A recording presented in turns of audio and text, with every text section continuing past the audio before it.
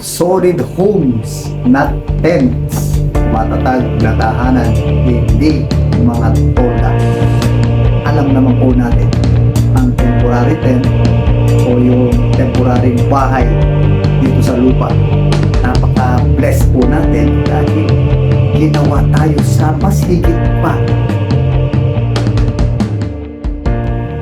Hello po, nagbabalik po muli ang inyong lingkod sa araw-araw po nating devotion para sa ating Panginoong Diyos.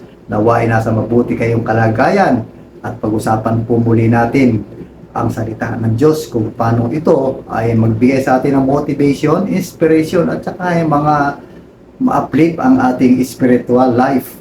Kaya sa ngayong umaga po na ito, ang ating pong topic ay solid homes, not tents. Matatag na tahanan, hindi mga tolda. Ito po ay matatagpuan natin sa 2 Corinthians chapter 5 verse 1 na ganito sinasabi. Alam namin kapag nasira na ang toldang tinatahanan natin ngayon, ang ating katawang lupa, kami may tahanan sa langit na hindi kailanman masisira. Isang tahanan ginawa ng Diyos at hindi ng tao. Meron po akong kaibigan na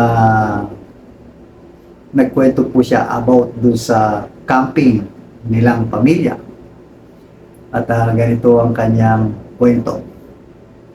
Madalas silang nagka-camping gamit ang tent o tolda. At marami silang masasayang alaala mula sa mga paglalakbay na yon. Maraming mga kwento tungkol kung paano ang camping sa mga tents ay ibang-iba sa pananatili sa sariling tahanan o sa ating mga bahay. Ang mga karanasan sa malakas na ulan at ang malakas na hangin ay nakapagpapasalamat sa amin sa pagbabalik sa aming matatag na at maayos na tahanan pagkatapos ng aming camping. Ito po yung karanasan ng aking kaibigan at bigla ko po kasi naalala ang mga ito. So kaya gusto ko rin pong matry kung paano mamuhay o paano maka-experience sa matulog man lang o out of our home o yung ating bahay talaga ay ma-experience doon sa tent. So kaya bumili po ako rito ng tent, family tent at ma-try pag-uwi ko sa Pilipinas. Sa ating binasa sa Biblia ngayon ay nasasaad ang ating buhay sa lupa ay tulad na nakatira sa isang tent o tolda kumpara sa tahanan na inihanda ng Diyos para sa atin. Alam naman po natin ang temporary tent o yung temporary bahay dito sa lupa ay masisira ito at hindi ito magtatagal. At ang good news po doon ay mayroong inilaan ang Panginoon para sa atin. Kahit na nasisiyahan tayo sa maraming magagandang pagkakataon sa ating paglalakbay sa lupa, nakikibaka rin tayo sa mga katotohanan sa kasalanan at kahinaan.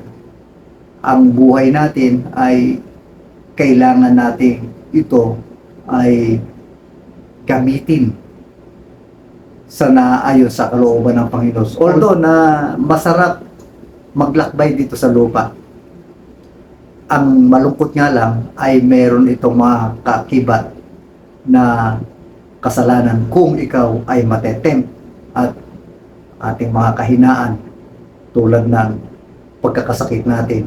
At kung minsan ay nagugupo na tayo ng ating isipan dahil sa ating mga sakit. Nawawala na yung focus natin sa talagang Diyos na nagbigay ng tunay na tahanan. Dumadanas tayo ng sakit at pagkabigo. Sumusuko tayo sa mga tukso at sinasaktan natin ang ating mga mahal natin sa buhay. Tumatanda ang ating katawang lupa at humihina ang ating mga kakayanan. Kapag tayo dumaranas na gayong mga bagay, ang Espiritu ng Diyos. Ito po ang good news. Ang Espiritu ng Diyos ay nagpapaalala sa atin na tayo ay ginawa para sa isang bagay na higit pa. Napaka-blessed po natin dahil ginawa tayo sa mas higit pa. Kaya nga lang, ang ating mga isipan ay nananakaw na ng mga makamundong gawain. Namumuhay tayo sa nais ng Diyos sa pag-asa na maging bago ka kay Kristo. Kahit na pinakamahina nating sandali ay nabubuhay tayo ng may kumpiyansa dahil umaasa tayo sa isang permanenteng tahanan na inilaan ng ating Diyos. Hilingin sa Espiritu Santo ngayon, nabuksan ng iyong mga mata sa pag-asa at pagtitiwala ng tahanan na may pinangako sa iyo para kay Kristo. Mga kapatid at mga magulang, temporary lang po ang ating buhay dito sa lupa. Huwag nating masyadong asahan at mag-focus dito sa lupa tulad nung ikaw ay isang campers. Dumadating ang bagyo, dumadating ang malakas na ulan, malakas na hangin, at ano pa mang dilubyo para ibuwal ang iyong tent o tolda na binabanggit. Pero ang pangako ng Diyos, hindi kailanman nagbabago.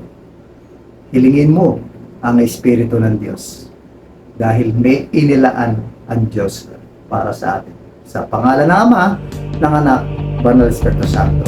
Amen. At Amen.